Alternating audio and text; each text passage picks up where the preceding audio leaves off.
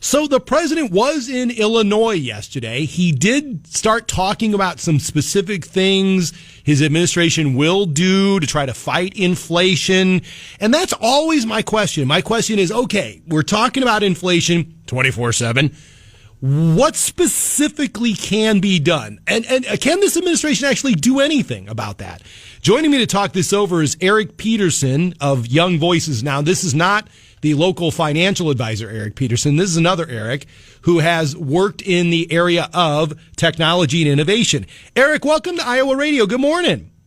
Yeah, thank you so much for having me. As an Illinois native, I often would drive through Iowa and listen to Iowa Radio. It's fun to be on. Well, it's great to have you here because you've worked in areas that are relevant to trying to tackle the economy, use innovation to try to get the economy juiced.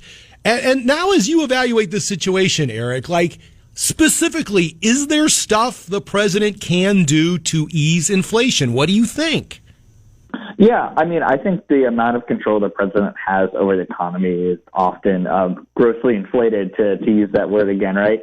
A lot of the reason we're seeing inflation have been issues, more than a decade in the making, whether it's been relatively low interest rates that have put more money in the economy, whether it's increasing the national debt by, a large amount, or especially all the COVID spending that recently came. But, there are some short-term things, where we're seeing some supply chain issues where the president and Congress could certainly act. Energy is one of them, right? A lot of folks out in Iowa are having shortages, whether they're doing with fertilizer or they're paying really high fuel prices. America has the energy resources to power all of these things and actually export it, but that requires getting policy right and having energy companies feel that they can make long-term investments in this sector.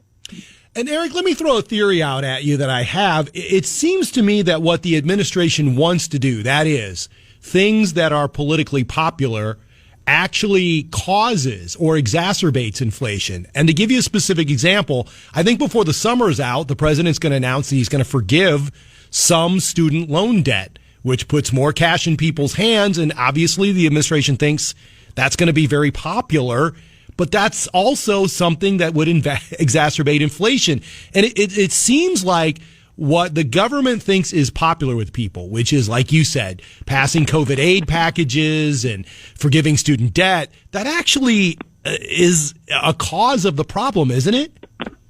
Yeah, I mean, outside of, again, some short-term supply chain shortages, inflation is caused by there being too much money chasing too few goods, right? You see this in wages going up, you see this in prices going up. So the more money that you're putting into the economy, putting into people's pockets without increasing the amount of stuff is just going to lead to higher prices. And this is one of the problems. And it's unfortunate that a lot of the industries that he's been sort of maligning, right, have been lowering prices. If you look at internet service, for example, it's only been up 1% over the past year, but they just rolled out a program, last week to make internet free for a lot of Americans who are lower income when their paycheck has been inflated away by, gas and grocery prices, not internet prices. No, I think that's a great point, Eric, is like what you do that makes you politically popular, or at least you think, actually isn't going to solve the problem. So